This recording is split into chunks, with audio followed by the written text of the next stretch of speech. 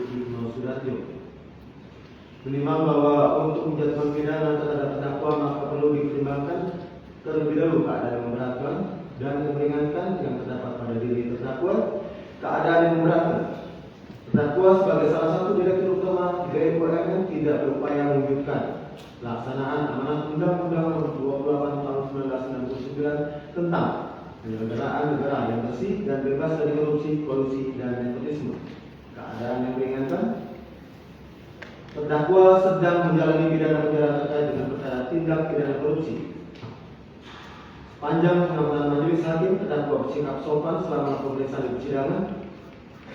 Menimbang bahwa oleh karena terdakwa dijatuhi pidana, maka haruslah dibebani pula untuk membayar biaya perkara.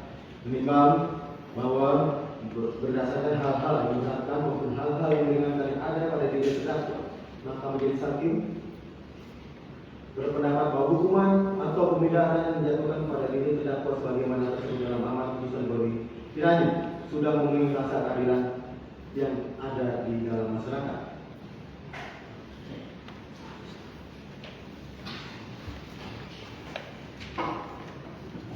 Memperhatikan ketentuan pasal 2 ayat 1 yaitu pasal 18 Undang-Undang Nomor 31 tentang pemberantasan tindak pidana korupsi sebagaimana diubah Undang-Undang Nomor 20 Tahun 2001 tentang perubahan atas Undang-Undang 31 tentang tindak pidana korupsi. Untuk pasal 55 ayat 1 ke 1 KUH pidana. Undang-Undang Nomor 46 Tahun 2009 tentang pengadilan tindak pidana korupsi dan Undang-Undang Nomor 8 Tahun 1991 tentang hukum acara pidana serta peraturan perundang-undangan lain yang bersangkutan dengan perkara ini. Menghadiri saudara terdakwa berdiri. 1. Menyatakan terdakwa yang tersangka tersebut di atas telah terbukti secara sah dan meyakinkan menurut hukum bersalah melakukan tindak pidana korupsi secara bersama-sama sebagaimana dalam dakwaan primer penuntut umum. Menjatuhkan pidana kepada terdakwa yang tersangka oleh karena itu dengan pidana penjara selama 5 tahun dan denda sejumlah Rp500 juta dengan ketentuan apabila denda tersebut tidak dibayar akan diganti dengan pidana kurungan selama 3 bulan. Menghukum terdakwa untuk membayar uang pengganti sejumlah $863.367.019 paling lama dalam waktu 1 bulan sesudah putusan itu merupakan hukum tetap. Jika tidak membayar, maka harta bendanya disita dan dilelang oleh jaksa untuk menutupi uang pengganti tersebut dengan ketentuan apabila terpidana tidak mempunyai harta benda yang mencukupi, maka dipidana dengan pidana penjara selama 2 tahun. Menetapkan barang bukti berupa 1. Barang bukti nomor urut 1.1 sampai dengan barang bukti nomor urut 34.1 dan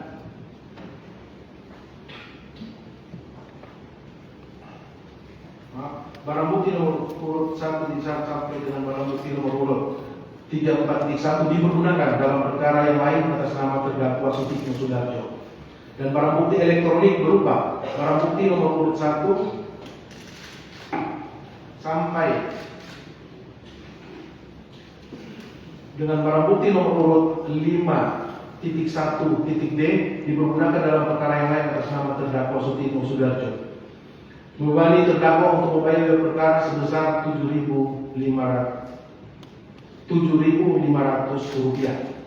Demikian diputuskan dalam rapat permusyawaratan Majelis Hakim Pengadilan Tindak Pidana Korupsi pada Pengadilan Negeri Jakarta Pusat pada hari Kamis tanggal 25 Juli 2024 oleh kami Rianto Adamponto SIM sebagai hakim ketua, Denny Hasan Fatrika SIMH dan Hakim Advok Tipikor Ali Mukarram SIMH masing-masing sebagai hakim anggota. Putusan tersebut diucapkan dalam sidang terbuka untuk umum pada hari Rabu tanggal 31 Juli 2024 oleh hakim ketua yang didampingi para hakim anggota tersebut dibantu oleh Hulman Pengabdian SIMH, panitera pengganti Pengadilan Tindak Pidana Korupsi pada Pengadilan Jakarta Pusat serta dihadiri oleh penuntut umum dan terdakwa didampingi oleh tim penasihat hukum terdakwa tersebut. Silakan duduk. Ya, demikian putusan yang barusan dibacakan secara berturut-turut oleh Majelis Hakim ya terhadap putusan ini. Saudara terdakwa ya penasihat hukum terdakwa dan penuntut umum punya hak yang sama untuk menyatakan sikap. Apakah menerima putusan atau menolak keputusan dengan mengajukan upaya hukum, ya sesuai dengan KUHP dan atau saudara berpikir-pikir selama 7 hari sambil mempelajari berkas perkara untuk menyatakan sikap terhadap putusan ini. Ya, saudara terdakwa silakan saudara konsultasi dengan tim penasihat hukum saudara untuk menyatakan sikap menerima putusan atau menolak putusan.